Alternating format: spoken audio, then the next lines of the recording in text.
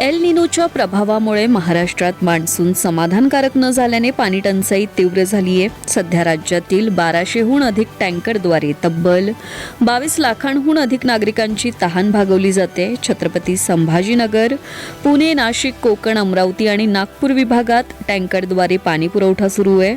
अनेक गावातील विहिरी, बोरवेल आणि जलस्रोत कोरडे पडल्याने नागरिकांसह जनावरांनाही पाण्याचा फटका बसतोय. जलसंपदा मंत्री राधाकृष्ण विखे पाटील यांनी धरणातील पाणी साठा सप्टेंबरपर्यंत टिकवण्यासाठी नियोजन सुरू असल्याचं सांगितलं. कृत्रिम पावसाच्या पर्यायावरही सरकार तज्ज्ञांशी चर्चा करणार आहे. हवामानातील अनिश्चिततेमुळे राज्यातील जलसंकट आणखी तीव्र होण्याची भीती व्यक्त केली जाते. यंदाच्या आषाढी वारीत वारकऱ्यांच्या आरोग्याच्या सुरक्षेसाठी अन्न आणि औषध प्रशासन विभागाकडून विशेष धडक मोहीम राबवली जाणार आहे. ग्रामविकास मंत्री तथा सोलापूरचे पालकमंत्री जयकुमार गोरे यांनी पंढरपुरातील बैठकीत याबाबत संकेत दिले आहेत. FDA आयुक्त तुकाराम मुंढे यांच्या नेतृत्वाखाली वारी मार्गावरील खाद्यपदार्थांची तपासणी करून स्वच्छ आणि दर्जेदार अन्न उपलब्ध होईल याची खबरदारी घेतली जाणार आहे. यासाठी जयकुमार गोरे तुकाराम मुंढे यांच्याशी समन्वय साधणार आहेत. तसेच पालखी मार्गावर ग्रामपंचायतींच्या हद्दीत 10,000 झाडे लावून हरित वारी उपक्रम राबवला जाणार आहे.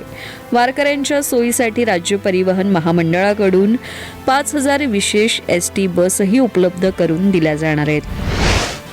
समृद्धी महामार्गावर अमरावती जिल्ह्यातील धामणगाव रेल्वे टोलनाका परिसरात भीषण अपघात झालाय. चंद्रपूरहून मुंबईकडे निघालेल्या कारने भरधाव ट्रकला मागून जोरदार धडक दिल्याने कारचा चक्काचूर झाला. या दुर्घटनेत कारमधील एकाच कुटुंबातील 5 जणांचा जागीच मृत्यू झाला असून मृतांमध्ये 2 पुरुष, 2 महिला आणि एका चिमुकलीचा समावेश आहे.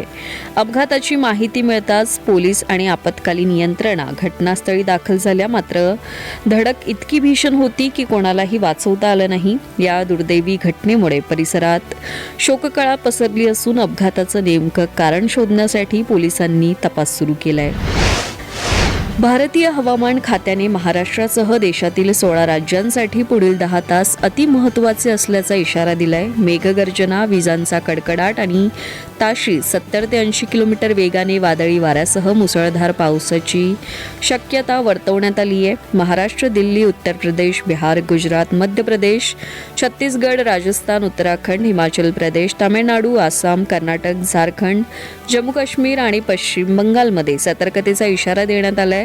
ईशान्य भारतातील राज्यांमध्येही अतिवृष्टीची शक्यता आहे. 30 जूनपर्यंत अनेक भागात मुसळधार पाऊस कायम राहण्याचा अंदाज असून नागरिकांनी अनावश्यक प्रवास टाळावा, सुरक्षित ठिकाणी राहावा आणि स्थानिक प्रशासनाच्या सूचनांचं पालन करावं असं आवाहन हवामान खात्याने केलंय. तामिळनाडूचे मुख्यमंत्री सी जोसेफ विजय यांनी चित्रपट निर्माते आणि उद्योजक के व्यंकट नारायणन यांची नवी दिल्लीतील तामिळनाडूचे विशेष प्रतिनिधी म्हणून नियुक्ती केली आहे. या पदाला कॅबिनेट मंत्रीपदाचा दर्जा देण्यात आल्याने राजकीय वर्तुळात खळबळ उडाली आहे. राज्य सरकारने हे पद 1 वर्षासाठी नव्याने निर्माण केलं असून केंद्र राज्य समन्वय, केंद्रीय मंत्र्यांची बैठका, केंद्राच्या योजना आणि निधीचा पाठपुरावा करण्याची जबाबदारी या पदावर असेल. व्यंकट नारायणन हे KVN ग्रुपचे अध्यक्ष असून KVN प्रोडक्शनचे संस्थापक आहेत. त्यांच्या निर्मितीत मुख्यमंत्री विजय यांचा जननायकन हा शेवटचा चित्रपट तयार होत आहे. या नियुक्तीवरून विरोधकांनी सरकारवर टीकेची झोड उठवली आहे. पंतप्रधान नरेंद्र मोदी यांना सेशल्स देशाचा सर्वोच्च नागरी सन्मान guardian of the blue horizon प्रदान करण्यात आलाय. सेशल्सच्या स्वातंत्र्याच्या सुवर्ण महोत्सवानिमित्त पर्यावरण संवर्धन, शाश्वत विकास आणि ग्रीन व्हिजनला दिलेल्या जागतिक नेतृत्वाबद्दल हा प्रतिष्ठेचा पुरस्कार देण्यात आलाय. 3 दिवसांच्या सेशल्स दौऱ्यावर असलेल्या मोदींनी हा सन्मान 140 कोटी भारतीयांचा आणि भारत सेशल्समधील 50 वर्षांच्या मैत्रीचा गौरव असल्याचं म्हटलंय. या दौऱ्यात त्यांनी महासागर व्हिजन आणि नेबरहूड फर्स्ट धोरणावर भर दिला. यापूर्वीही मोदींना FAOचा Agricola medal, Seoul peace prize आणि संयुक्त राष्ट्रांचा चॅम्पियन्स ऑफ द अर्थ यांसारखे अनेक प्रतिष्ठेचे आंतरराष्ट्रीय पुरस्कार मिळाले आहेत. महिंद्रा अँड महिंद्राने लोकप्रिय थार रॉक्सची नवीन स्टार एडिशन भारतात लॉन्च केली असून तिची सुरुवातीची एक्स शोरूम किंमत 16.85 लाख आहे. या SUVमध्ये piano black grille, black alloy wheels, all black leatherette seats आणि व्हेंटिलेटेड फ्रंट सीट्ससह प्रीमियम लुक देण्यात आला आहे.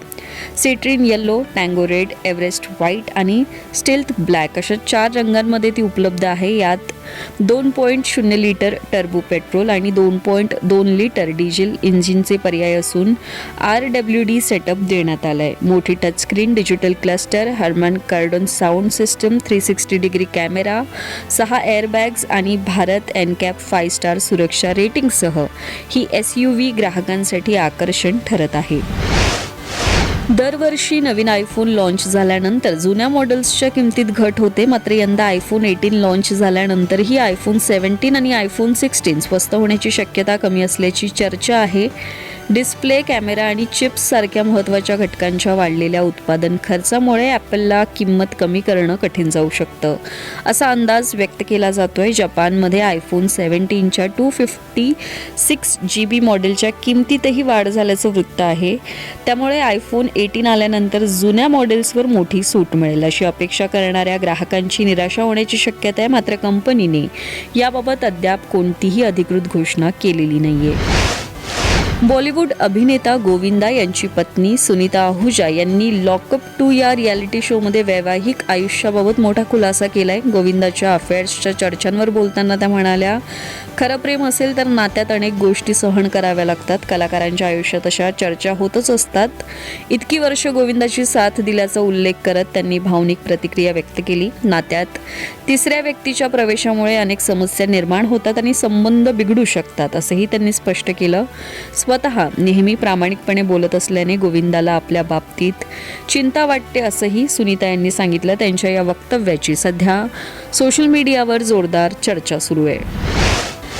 वेस्ट इंडिज आणि श्रीलंका यांच्यातील पहिल्या कसोटीत आमिर जंगू आणि कर्णधार रोस्टन चेस या जोडीने कसोटी क्रिकेटच्या 149 वर्षांच्या इतिहासातील सर्वात मोठी कामगिरी केली आहे. या जोडीने 6व्या विकेटसाठी तब्बल 401 धावांची ऐतिहासिक भागीदारी रचून नवा जागतिक विक्रम आपल्या नावावर केला. या खेळीदरम्यान त्यांनी 2016 मधील बेन स्टोक्स आणि जॉनी बेअरस्टोचा 399 धावांचा विक्रम मोडीत काढला. आपला दुसराच सामना खेळणाऱ्या आमिर जंगूने 233 धावा कुटल्या तर कर्णधार चेस 184 धावांवर नाबाद राहिला.